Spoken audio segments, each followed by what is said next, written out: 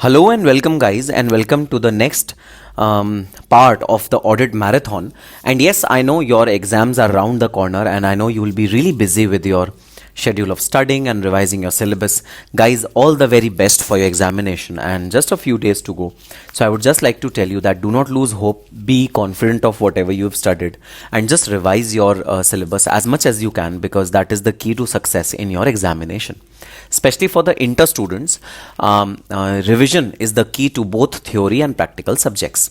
And during the 1.5 days or half day respectively for the students who are giving one group only and the students who are giving both the groups, guys, in that short tenure you have to prepare your notes in such a way that during that short tenure you are able to revise only the key aspects of the entire syllabus, and you need not refer to the entire study material or entire book before that one day.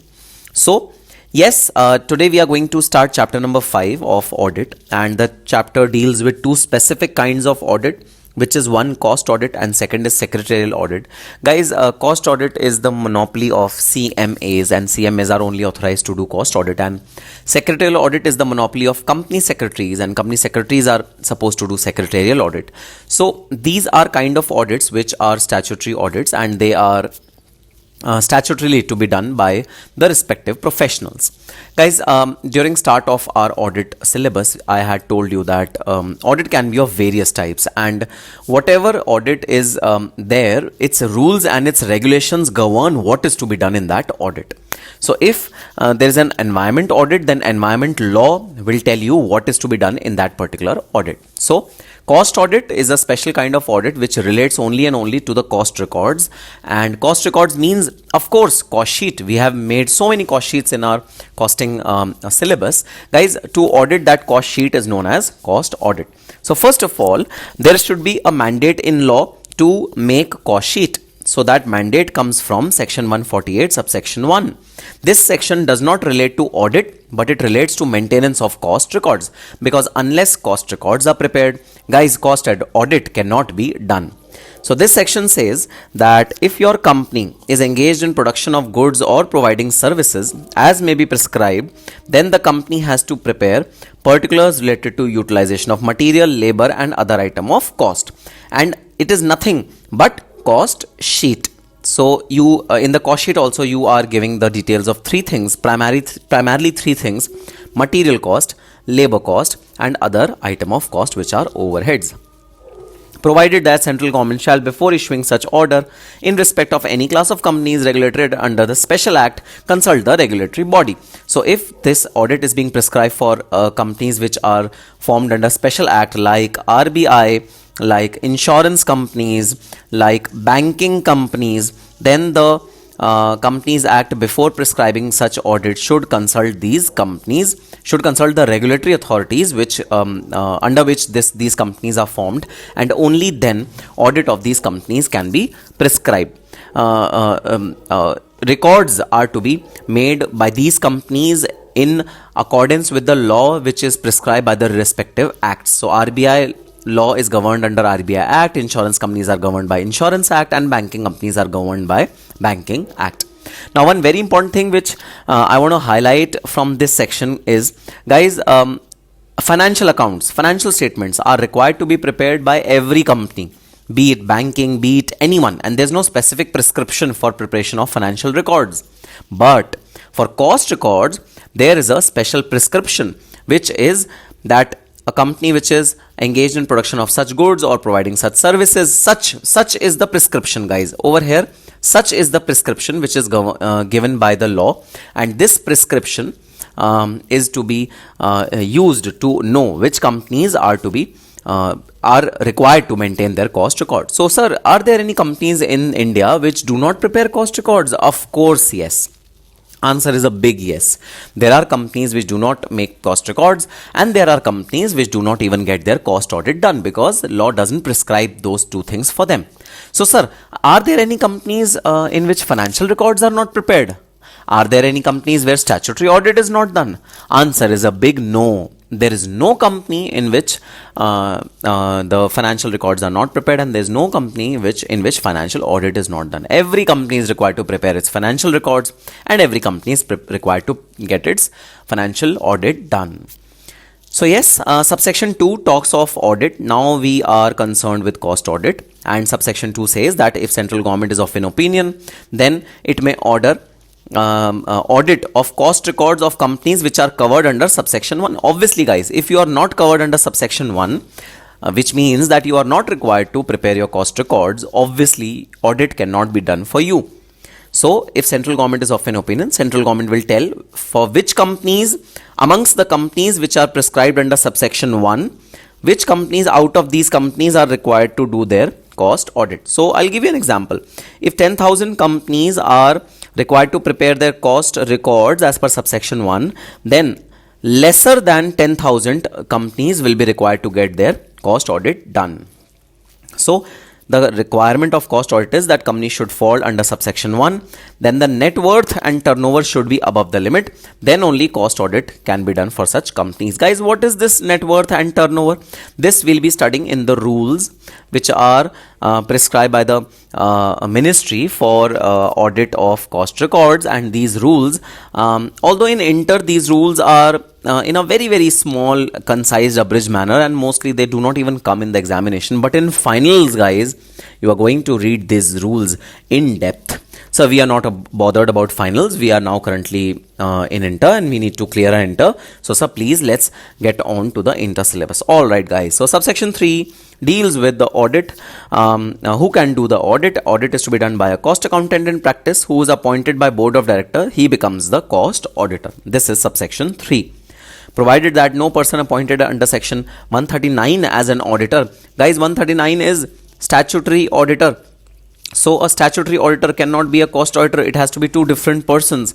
So statutory auditor, there's a restriction from the Companies Act perspective to appoint statutory auditor as the cost auditor. Statutory auditor cannot be appointed as the cost auditor of the company. Provide further that auditor conducting the audit shall comply with cost auditing standards. Of course, the cost auditing standards are to be followed by the cost auditor. Now, rule number 3, applicability of maintenance of cost records. Now, there are some exceptions to people who can actually who are required to prepare their cost records. Let us read those exceptions, and also we'll be reading the turnover limits which are there for prescribed for companies to prepare their cost records. Now we are dealing with the sub rule which will tell us which companies are required to prepare their cost records. And yes, to reiterate, all the companies are not required to prepare their cost records. Only specified companies are required to get their cost records maintained. So companies engaged in production of specified goods. So if a company is engaged in production of category A and B goods, and guys, this is a list of 6 plus 33 companies or products for which cost records are to be made. Category A contains 6 products. Category B contains 33 products. Having an overall turnover of 35 crores or more. Oh, so the government wants to cater to the big companies who have turnover above 35 crores for preparing the cost records. Of course, guys, for small players, preparing separate cost records is a big hassle. So, government has prescribed only those companies who have their turnover of 35 crores for preparation of cost records. Now, there are two exclusions from this limit. So MSMED, micro enterprise and small enterprise, as per the turnover criteria prescribed by MSMED, are not required to prepare their cost records. Then foreign companies having only license office in India with respect to medical devices are not required to prepare their cost records. So these are the two exceptions which the government has created. So even if MSMED, micro enterprise and small enterprise has a turnover of more than 35 crore, they are not required to prepare their cost records. Similarly, foreign companies who have only license office. Guys, license means communication office. So some companies, instead of opening a subsidiary, they open a communication office, license office in India, and this license office is basically communicating between the foreign country and the Indian country. And if this license office is respect to medical devices, then even if the turnover is more than 35 crores, you are not required to prepare the cost records. Now, how can we maintain the cost records? Manner of maintenance of cost records. Records should be maintained in form CRA1. Guys, you have to remember this name because this number comes in the examination quite often. CRA1. So there's a regulation prescribed according to which cost records are to be prepared, and it is prescribed under form CRA1. They should be prepared in accordance with cost accounting standards. Cost records should facilitate. Now, what is the objective of preparing cost records? It should have per unit cost of production, cost of operation, cost of sales, margin for sales, and they should be prepared in a true and fair manner. No format has been prescribed, so there's no format for preparing cost records. Guys, the cost sheet which you prepare in your CM Mentor, that is, you can also choose that format. So there's no format which is prescribed to prepare cost records. So it is open to the businessman to choose whichever format he wants. Yes, these four things should be apparent from the format: A, B, C, D. Per unit cost of production, cost of operation, cost of sales, and margin for each product should be very, very apparent from the cost record. That is the bottom line. May be prepared on monthly, quarterly, or half yearly or annual basis. Now, there's a leeway over here that these records can be maintained either on monthly, quarterly, half yearly, or annual basis. Now, the applicability of cost audit. Guys, if you were wondering, so what are the limits of turnover or net worth which are to be prescribed, which are prescribed by the ministry for recommending the cost audit? Now, for category 1, category A products, there are 6 products in this category. If you are inquisitive, you can read this footnote 1, but it is not necessary for you because a question from this cannot be asked. So category A contains 6 products and category B contains 33 products. Again, I have noted the 33 products over here. If you want to read, you can read them. But the turnover limit is that the annual turnover of the company from all its product during the immediately preceding year is 50 crore or more, and the turnover of products for which cost records are required to be maintained should be 25 crore or more. And the conjunction which is used, conjunction means the addition which is used is and, which means plus, which means both of these conditions should be satisfied if you want to get your cost audit done for category A products. Guys, let's read the condition once again. Overall annual turnover of the company should exceed 50 crores and the turnover of the products which are prescribed for cost records should be 25 crores or more. This is the condition which is given for regulated goods, and if the regulated goods are to be audited. Then for non-regulated goods, goods which are not to be which are not falling under any regulation, any law is not made for those goods. So guys, sir, what are the goods for which regulations are made? Guys, communication is one such good or service, you can say, for which there are strict regulations of TRAI, Telecom Regulatory Authority of India. Similarly, petroleum is one such product which falls under category A products. So these are regulated goods and these are non-regulated goods. And non-regulated goods turnover is 100 crore for the entire company and 35 crores for the product for which cost records are prepared. And again, the conjunction is and, which means both these conditions are required to be fulfilled to get the cost audit done. So you have to just remember these limits, which are 50 crores, 25 crores for A, 100 crores, 35 crores for B. So for category A goods, the limit is 50 crore, 25 crore. For category B goods, the limit is 100 crores and 35 crores. These are the limits which you need to really remember. What are the exclusions for cost audit? Guys, the exclusion is that where rule 3 is not applicable. If your rule 3 is not applicable, of course, cost audit is not required to be done, because if you are not preparing the cost records, then there is no need of getting cost audit done. Exclusion number 2 is the companies whose revenue from export in foreign exchange exceeds 75% of its turnover. So if the turnover is say 100 crores and out of 100 crores, 75 crores or more is from exports, which is in foreign currency, then those companies are not required to get its audit done. Guys, this is a benefit which is given to the companies which are mainly into exports, so that their burden of compliance is not increased. This benefit is given to them. Third exclusion is which is operating from a SEZ. If you are operating from a special economic zone, then it's a concession for you. You are not required to get your cost audit done, even if your turnover is exceeding those limits for category A and B products, which we have just studied. Then the companies which are engaged in generation of electricity for captive consumption through captive generating plant. So guys, electricity is one such product which is listed in table A.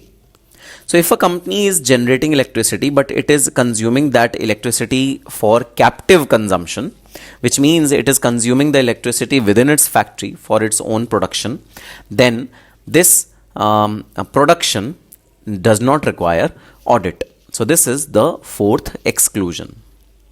Then benefits or use of cost audit. How is cost audit useful, guys? So management gets reliable data for its operations, like costing data is given to the management, which is really reliable because it's audited by an external party. It acts as a continuous checking tool and wastages can be avoided if a cost audit is done. Inefficiencies is reduced and corrective measures can be taken for any inefficiency which is observed during audit. Then management can allocate the responsibilities and it can actually concentrate on the important things if cost audit is being done. Then budgetary control is automatically taken care of if cost audit is being done, because cost audit has a benchmark which is the budgets. So cost auditor always see the budgets, what were the budgets which are allocated to a particular cost, and according to the cost whether budgets are followed by the company or not.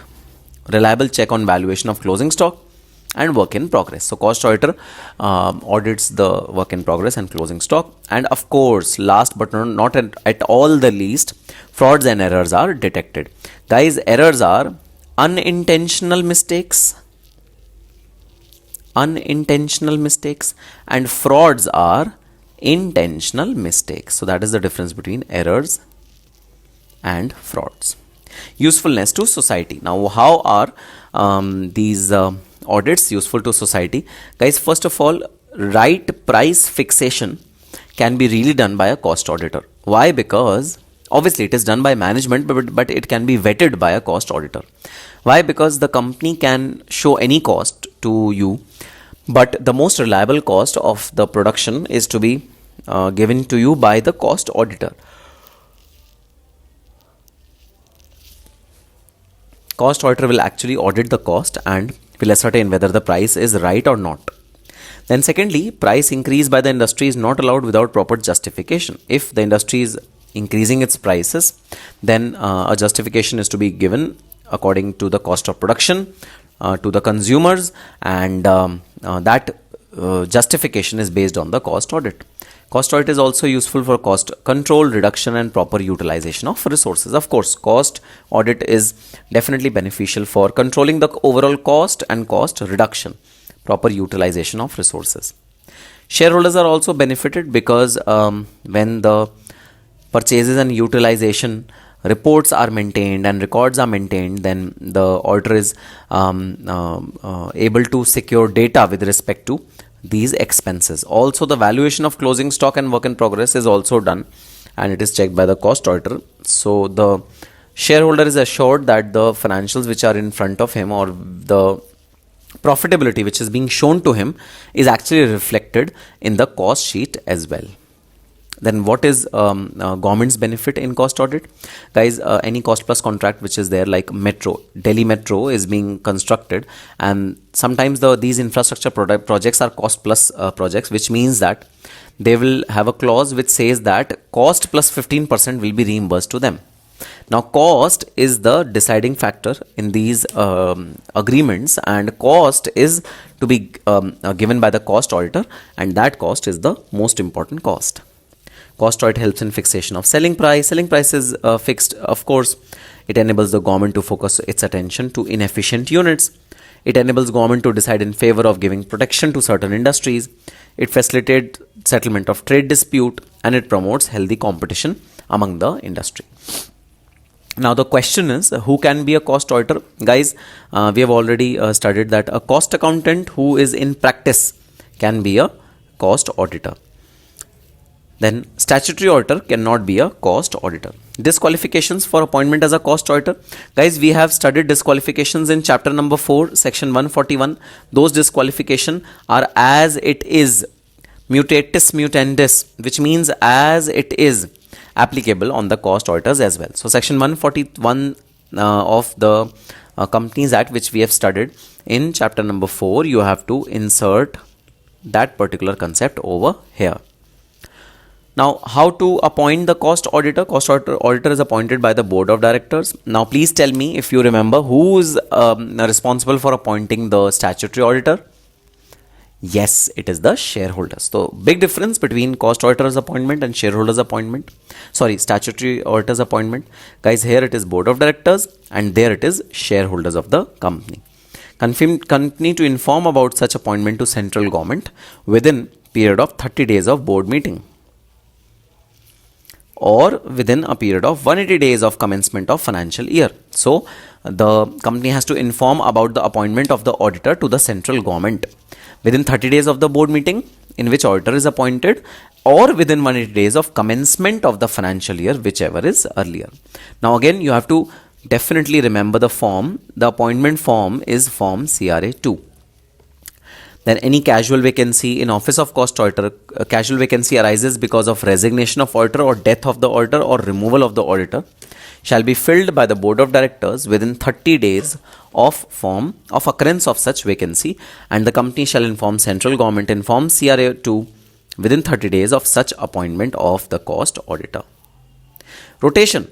Now, a very important guys, a section from a Companies Act perspective with respect to the statutory auditors. But now the question is that, is rotation applicable to cost auditors as well? Of course, in chapter number 4's video, which is there on my channel, you would have already studied the rotation concept and the freeze out point, cooling off period concept. Now, are these concepts applicable to cost auditor as well? So the answer to this question primarily is no. So section 139 is applicable to appointment of auditors, which is financial auditor, deals with provision of rotation of auditors, and these provisions are applicable only to appointment of auditor, which is financial auditor. The Act does not provide for rotation in case of appointment of cost auditor, and the same is not applicable to cost auditor. So on cost auditors, neither rotation principles are applicable nor cooling off period principles are applicable. It may, however, be noted that though there is no statutory provision for rotation, individual companies may do so as part of their policy. So if a company wants, then as a part of policy, it is a healthy practice to rotate your directors every 5 years. Of course, not a mandate. If a company wants to keep the auditor for more than 5 years, his or her sweet will. We won't interfere in their decision. Remuneration of cost auditors, who can fix the remuneration? Of course, the people who have appointed can fix the remuneration, which is the board of directors in consultation with the audit committee can fix the remuneration of the auditor. And in case of other companies means where audit committee was not there, then only board shall fix the remuneration. So guys, very simple principle. Person who appoints a particular auditor, that person only actually fixes the remuneration of auditor. Obligation to report offense of fraud. Now, this is a very important section, and yes, the cost auditor has the obligation to report the fraud. If he discovers a fraud, then the auditor should report it to the management there and then. He should not wait for releasing his audit report. He should report the management of the fraud, not only management but also to central government within the time prescribed as per the law. And the procedure is also prescribed and the time is also prescribed. So this is the duty of the auditor with respect to fraud. Cost audit report, form CRA 3 is to be given by the cost auditor to the board of directors as the cost audit report, and the time period is 180 days of the closure of the financial year. So you have 180 days to finish your entire audit process, and within 180 days you need to submit the audit report to the company. Auditor has to submit it to the company, board of directors. Then board of directors should file the audit report to central government in form CRA 4. Now guys, this is important.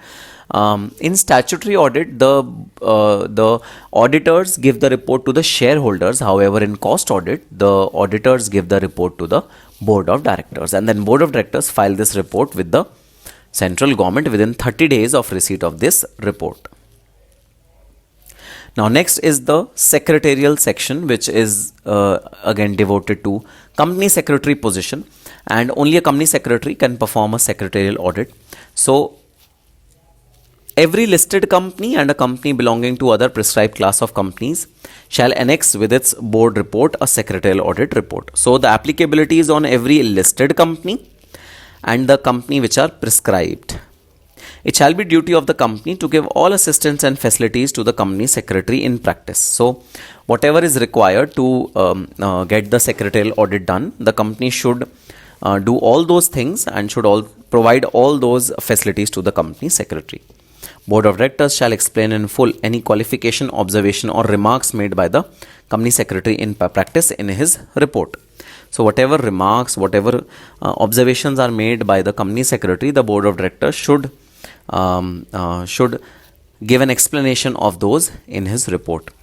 If a company or officer or company secretary in practice contravenes the provision of this section, every officer should be punishable with fine which is not less than 1 lakh rupees. So the fine is 1 lakh rupees and it may extend to 5 lakh rupees if company secretary or the officer of the company or the company does not follow this section. Now, what is the applicability of secretarial audit?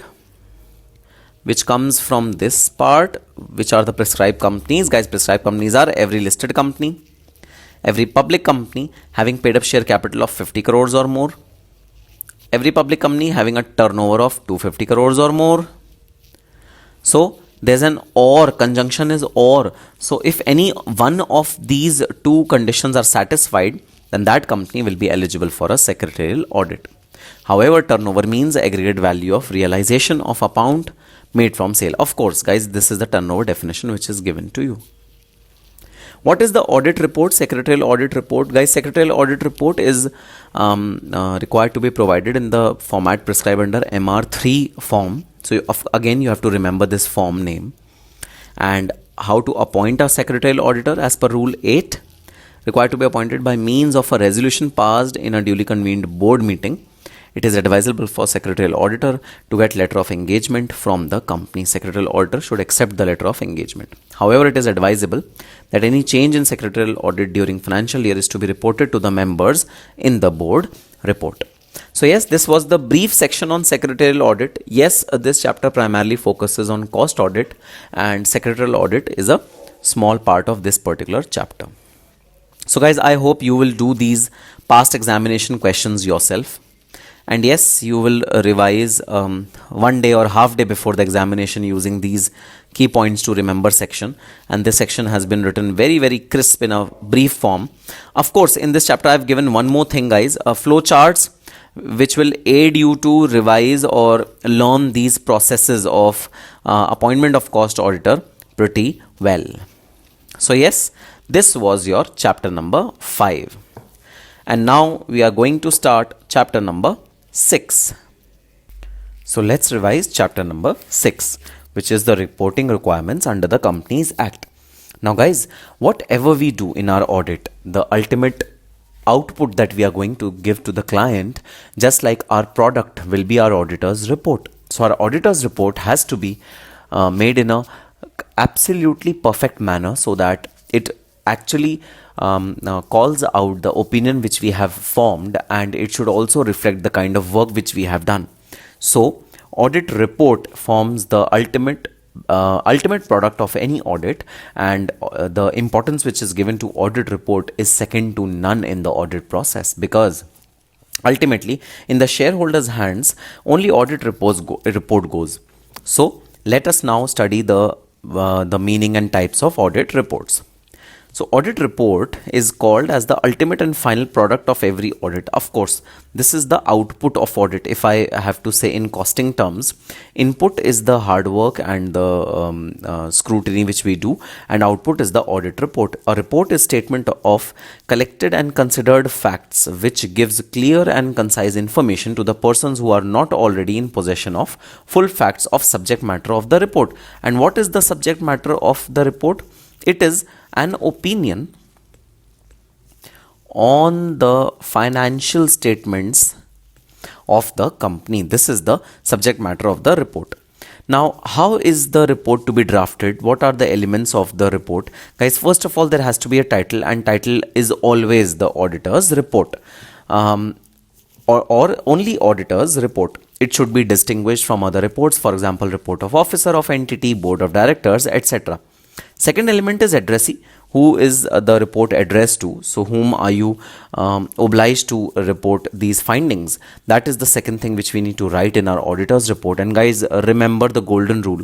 Person who has appointed you should be the person whom you should address the auditor's report to. So it is the authority appointing.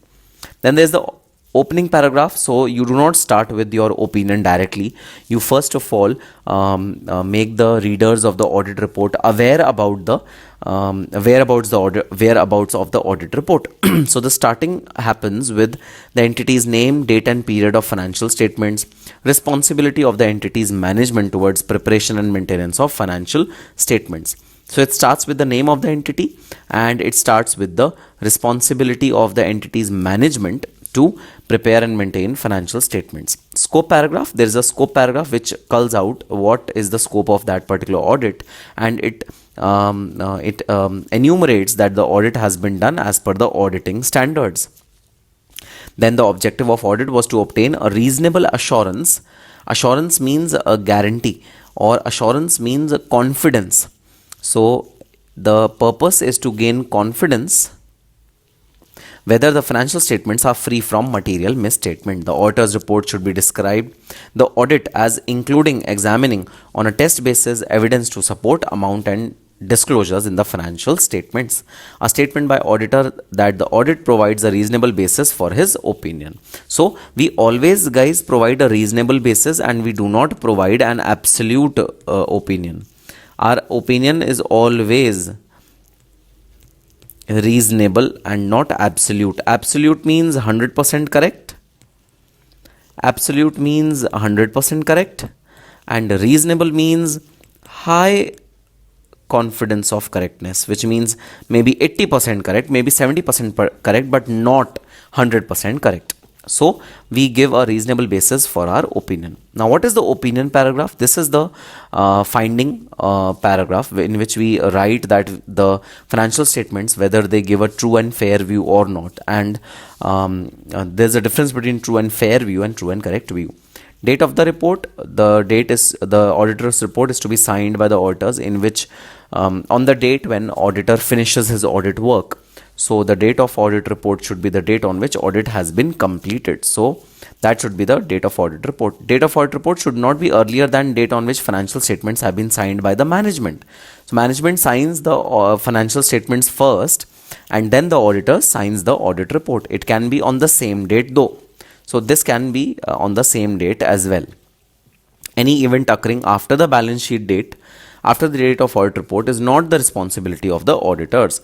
So if anything happens after the auditor's report, auditor will not be held responsible for it, because auditor has already signed the report and he has already done away with the audit of that particular company.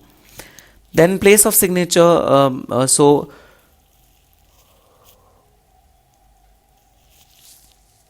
the report should mention the specific location on which the audit report has been signed.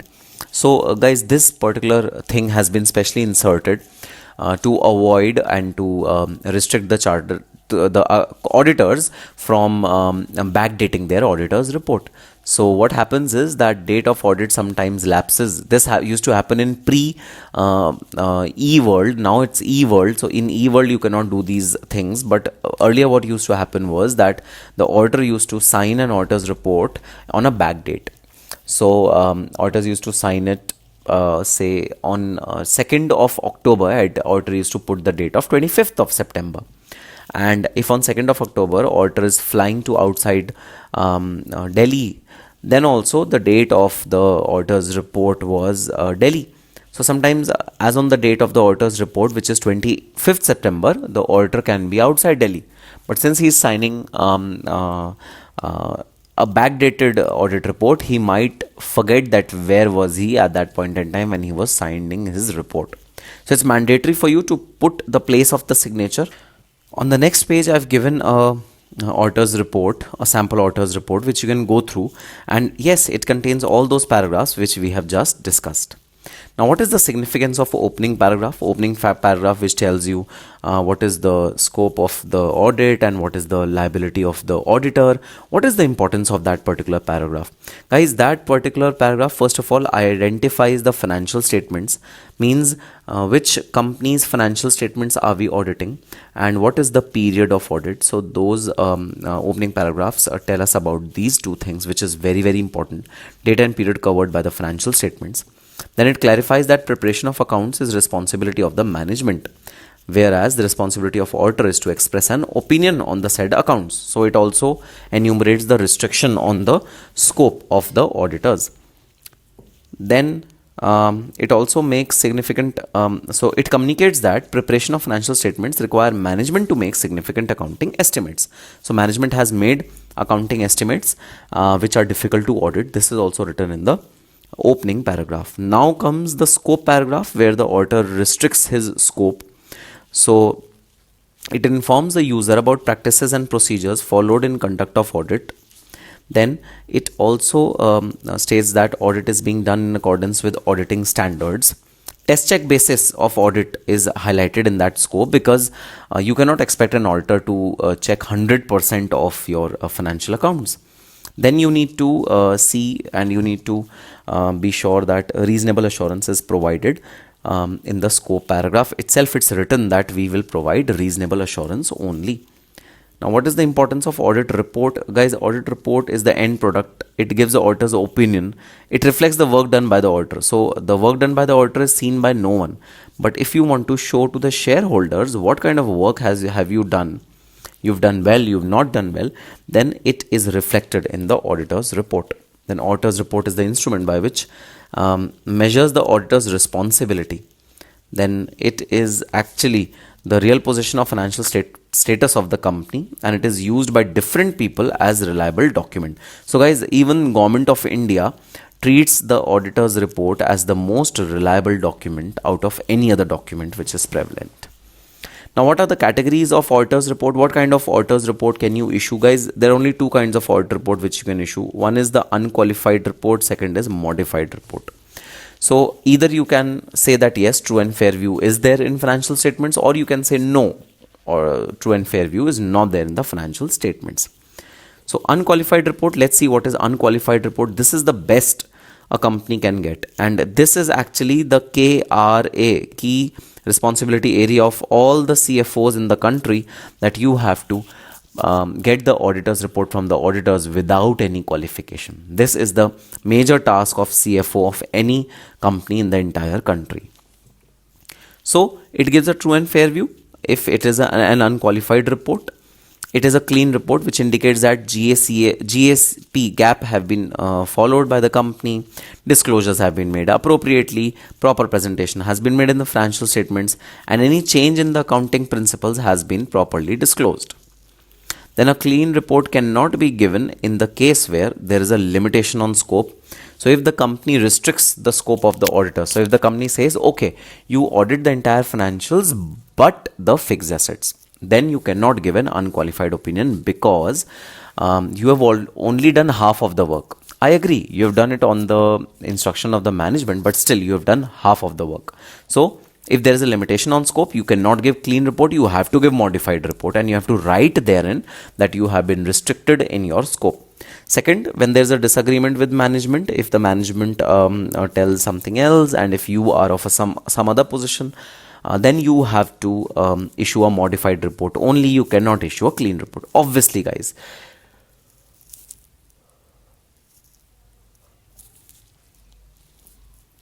If auditor and management does not agree on certain point, there has to be something on this aspect written in the auditor's report. Then if there is any significant uncertainty in the financial statements regarding future, like going concern assumption is hit, then you have to give a qualified modified opinion. For issuing unqualified audit report, the auditor has to satisfy himself that number one, evidence are there for every transaction in the books of accounts. Standards of auditing and accounting have been followed. True and fair view has been given in the financial statements. Classification of all the financial statement heads is properly made in the financial statements. Format of the financial statement is perfect as per the prescribed law. In India, prescribed law is Companies Act 2013, which prescribes the format in which financials are to be prepared. Then the financials should be free from material misstatement, and all the disclosures are done properly. These are the things which you need to be confident about while giving an unqualified opinion. Then modified report, standard on auditing 750 tells us about report which is modified. Guys, a modified report can further be bifurcated into various parts. One, matters that do not affect the auditor's opinion with emphasis of matter. So modification can be done in a manner that modification can be light modification or heavy modification.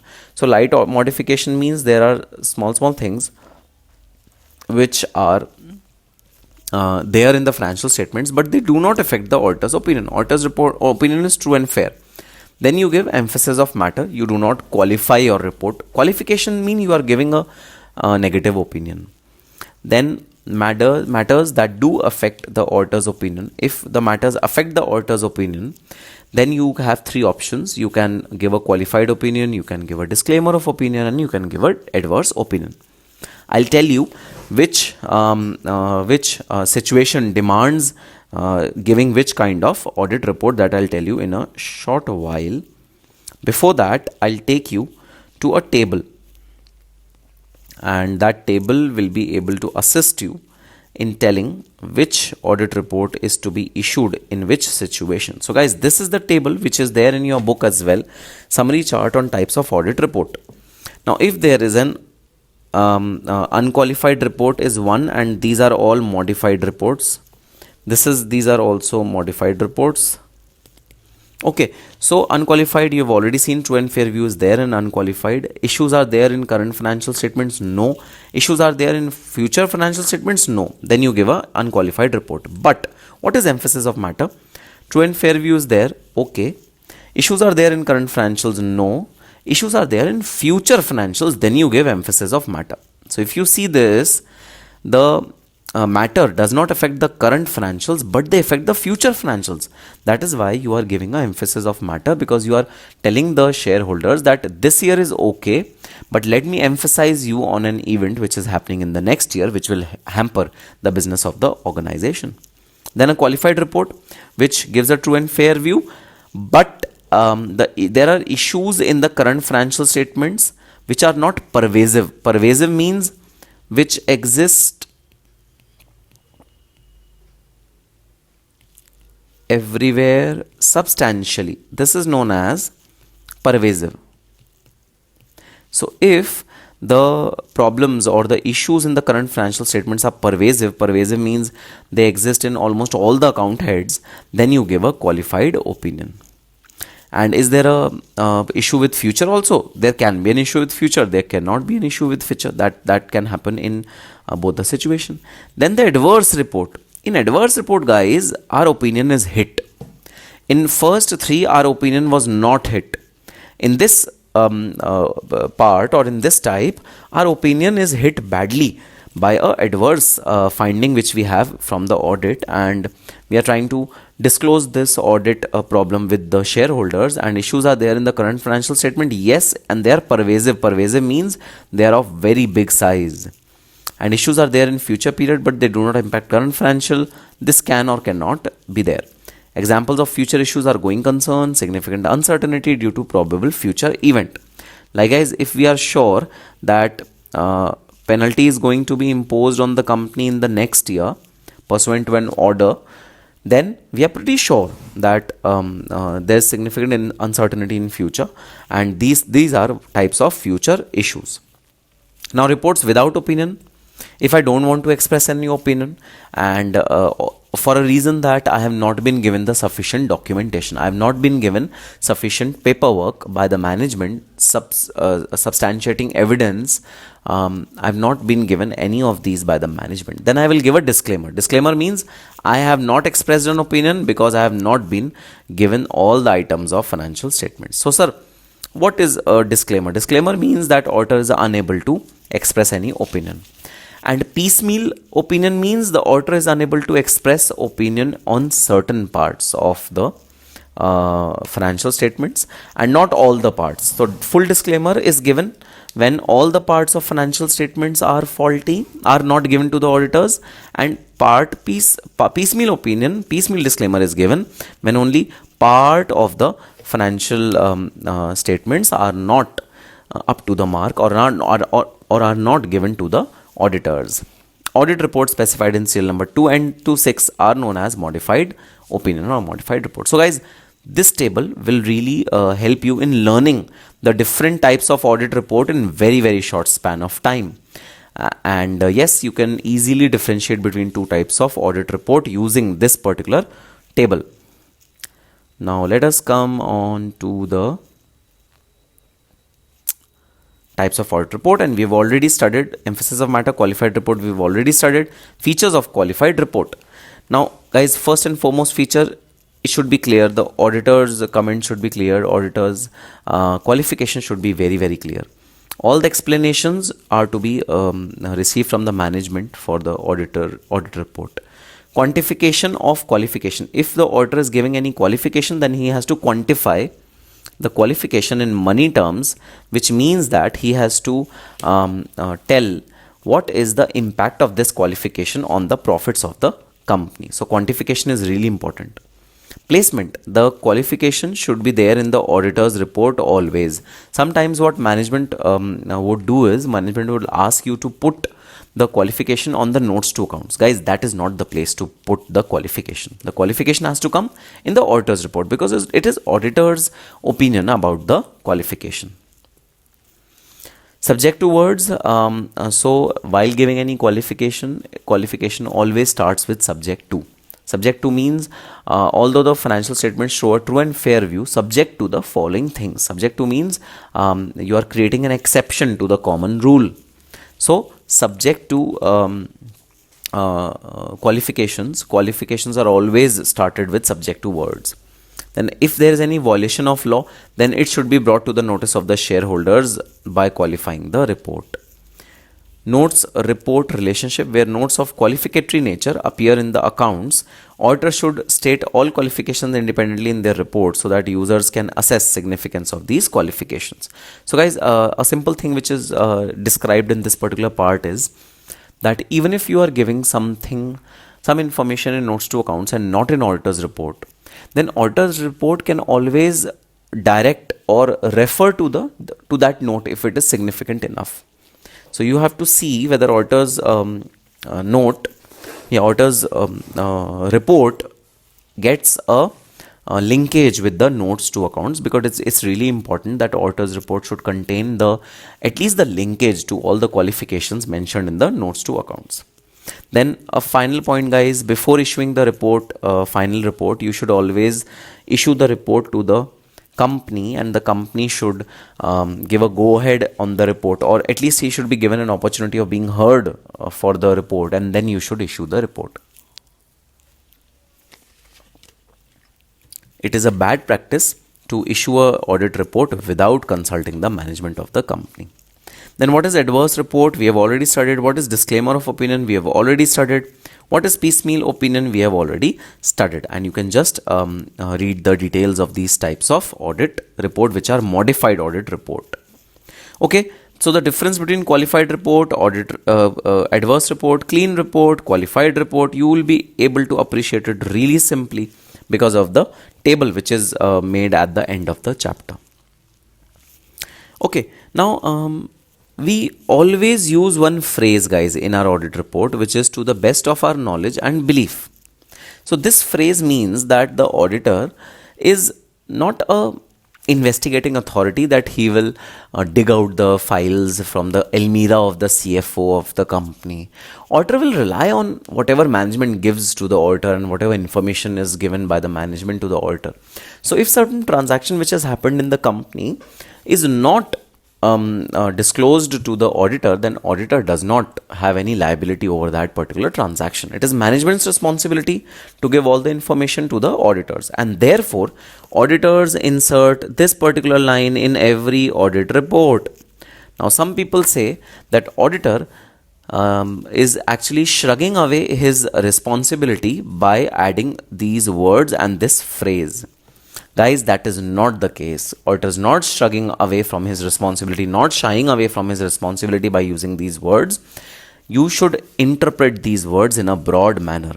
So the narrow interpretation is that auditor is shying away with the responsibility of taking an onus. Auditors will not be held responsible if they act on information explanation supplied by the management which they believe to be true. To that extent, this phrase restricts the scope of inquiry to be made by the auditor. Guys, this is the wrong interpretation. This is a narrow interpretation that the auditor is just wanting to narrow down its scope, and it does not want to do its work completely. That is why he is inserting this line. Now let us read the broad interpretation, which is the correct interpretation. Auditor should obtain all information explanation which deems necessary for expression of an opinion. If he does not obtain all such information, he is entitled to issue disclaimer of opinion report. The auditor should apply professional judgment to obtain all the information and explanation which are necessary for performance of conducting the audit. Conclusion: hence the given phrase is a double-edged sword which may be interpreted either to restrict scope of the inquiry or to stretch the responsibilities beyond a limit. So this phrase stretches the responsibility of the auditor to a very large extent. Now next is inquiry under section 143. Guys, obviously if we are not inquiring at the client's place about the various transactions which have happened during the year, about the documentation which has happened during the year, then we would not be able to draw any good conclusion for that particular audit. So the Act has given us power of inquiry. We can inquire from the management about anything and everything which is related to the financial statements. So usually the auditor should inquire about the following aspects: whether loans and advances have been made on the basis of adequate security, whether transactions of the company which are merely represented by book entries are prejudicial to interest of the companies, whether there is any entry which is made by the company which is prejudicial. Prejudicial means bad. So if any transaction is bad for the company, if it is hitting the company in the wrong way, then you have to inquire about it. Whether assets and investment consist of share debentures have been sold at a price less than at which they were purchased by the company. So are there any losses which have been incurred by the company on other income perspective? Whether loans and advances made by the company have been shown as deposits, and whether personal expenses have been charged to revenue account. So you need to be sure, very, very sure, that your personal expenses means directors' home expenses should not be debited to the profit and loss account of the company. So any personal expense should not be charged to revenue account. These are the inquiries which the management has to make for a particular the auditor has to make from the management for a particular audit. Now duties of statutory auditor with respect to branch audit report. Guys, now branch audit is a very typical scenario whereby a company has several branches all over India. Now it is not practically possible for every statutory auditor to visit each and every branch. So what statutory auditors does is they choose the branches with respect to their materiality. If they are big branches, then they choose to visit them and audit them. If they are small branches, then they do not visit these branches. But guys, even if they do not visit the branch, then also the responsibility of the auditor is not restricted. Let me tell you, responsibility of the auditor is full even if he's decided not to visit any branch of the company. So where auditor of branch is carried out by a person other than statutory auditor, branch auditor shall prepare the report of the branch account examined by him and forward the same to the company's auditor. Now, if branch audit is being done by some other auditor, then that some other auditor should furnish the auditor's report to the main auditor or the main company's auditor. If branch auditor's report contains any qualification, then objections raised by the branch auditor have been met while preparing the main accounts. You have to ensure that the qualifications which are given in branch audit report should not be carried forward to the main company's report. The matter on which qualification is made is not material in context of company accounts as a whole. So if the qualification is not material, if it is a very small qualification, then it's okay. Then you need not give the qualification. Statutory auditor have received sufficient appropriate information. So if branch auditor was struggling with some information and he mentioned this fact in the auditor's report, but when the main auditor was auditing this particular branch, he got hold of all those documents which were required by the branch auditor. Then also, guys, the branch auditor's report can be ignored by the statutory auditors. Then what is CARO? So along with the auditor's report, so if I assume that this is the auditor's report which you have written, and you have written several things in this auditor's report, guys, there's an annexure to this report, and that annexure asks you 16 questions, and those 16 questions are to be answered by the auditor, because auditor sometimes due to his work he might miss on certain aspects of the audit. So to ensure that auditor at least covers all the aspects given in CARO checklist, auditor has to cover those points. So the CARO is applicable to, first of all, let's see who is eligible to be reported under CARO. Auditor is applicable, the order is applicable to every company except for, so these are the exceptions. So on these companies, CARO annexure is not to be made. Only auditor's report is more than sufficient. However, in other companies, CARO report should also be made. So what are these companies? A banking company, insurance company, Section 8 companies, which are typically NGOs and not-profit organizations, one-person company, small company, private company having paid up capital of 1 crore or less, and which has total borrowings of less than 1 crores from any bank or financial institution during the financial year, which does not has turnover of 10 crores or less during the previous financial year. So these are the limits. If private company is required to put CARO annexure in its financials, then it has to satisfy these limits. Note 1. The order will be applicable to a private company which is a subsidiary of holding of a public company, irrespective of above monetary threshold. So any subsidiary company of a public company, even if it is a private company, then it will prepare the CARO report, and the CARO report will be prepared in the same fashion as done for the other companies. Order shall not be applicable to auditor's report on consolidated financial statement. So if there is CFS, consolidated financial statement, then CARO is not applicable over there. Now, matters to be included in CARO, guys, you have to learn any 6-7 matters. So fixed assets details are to be vetted, and this fact is to be given in fixed asset schedule of the CARO. Inventory, loans and advances, loan investments, and all these things are to be specifically mentioned by the auditor in the CARO report. So you can read any or learn any 6 of them. That's more than enough. Okay, some miscellaneous points on CARO is really easy.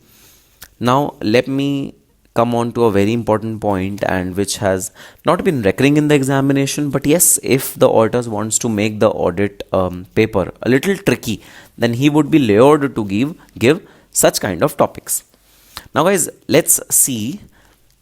If we want to revise the auditor's report pursuant to revised accounts, then what will happen? So I'll tell you what happens. Audit report was prepared by the auditor and it was not circulated to the shareholders. It was with the auditors. Auditor came to the management and tells them that, okay, our auditor's report is ready. Now we have also signed it. Now we will issue these reports to the shareholders. Before that, the company's management might tell the auditor about some new development which has happened, which will affect the financial statements. In such a case, the auditor, can he revise his auditor's report? Because financials are already revised. Can the auditor revise the auditor's report as well?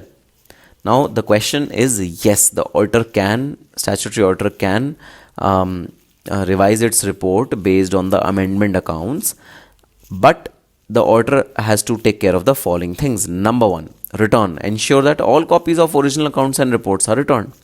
Disclosure. The auditor should put a disclosure and a specific note in the amendment accounts disclosing why the accounts were amended. Reporting. Adequate disclosure is to be made. Inadequate disclosure. If the statutory auditor is satisfied that disclosure made by the company in notes to accounts is adequate, there is no further need for auditor to refer to revision of balance sheet. However, if there is an inadequate disclosure, which means that the auditor's notes to accounts does not contain any note on revision, then the auditor should refer to facts of revision of the accounts in his report. So these are the two kinds of disclosures which are to be made while reporting this kind of revision in the accounts. Now comes a complex situation whereby the revision of accounts happens after the AGM, after they have been adopted in the AGM. Now what will happen? So guys, as per the opinion of Institute of Chartered Accountants of India, audit report may only be revised till the accounts are adopted in the in the AGM. If the financials are already adopted in the AGM, then post that the accounts should not be revised. For entities where such adoption is not required, the auditor may consider revising audit report within a reasonable time.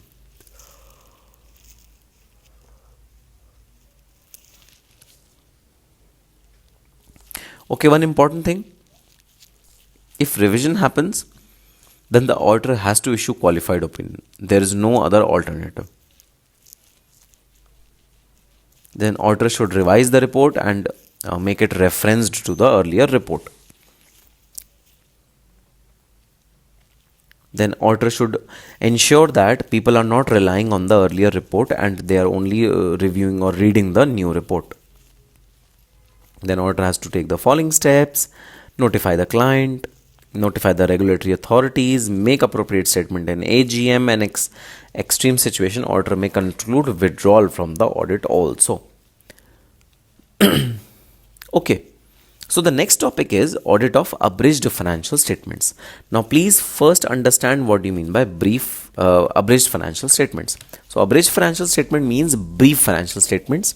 Sir, how can financial statements be brief? Yes, they can be brief if you exclude all the notes to accounts, accounting policies, and the auditor's, the director's report. If you remove all those things from the financial statements, then the financial statements become abridged financial statements, which means that they are although showing the same picture but in a limited fashion, in a very, very concise fashion. So that is known as abridged financial statements.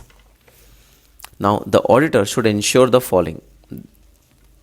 He should tell the requirements which are related to abridged balance sheet so that management can provide them. If the audit report on abridged financial statement is issued on a date subsequent to issue of audit report on annual accounts, the auditor should check events occurring after balance sheet date. Of course, guys, if the financials were closed in say month of 10th of July and on 20th of July, the accounts were also adopted in the financial statements of the AGM of the company. In such a situation, the audit report or the auditor should also check whether any event which has happened subsequent to his signing of the report to the time when the audit report will be reviewed by the board of directors or the AGM of the company. Till that time, if there is any development in the audit of that particular company, auditor has to disclose that development. Auditor should express qualified opinion as appropriate if there are reservations in the abridged financial statements. Okay, guys, after this, there are some small topics like how do we audit proposed dividend? How do we audit liquidator's account? Liquidator is the person who is during a mergers and acquisition deal or a bankruptcy deal, a person who is responsible for diluting all the assets of the company and liquidating the company. He is known as the liquidator. So the liabilities with respect to liquidator, what is to be done in liquidator's accounts, what is to be done in political parties accounts. It is very simple. So what steps are to be taken to audit political party? So I've told you a simple technique to revise this.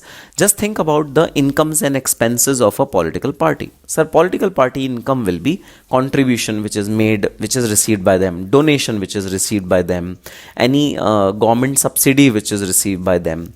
And what are the expenses of these political parties? Expenses are say welfare expenses which they are committed to do as per their job responsibility.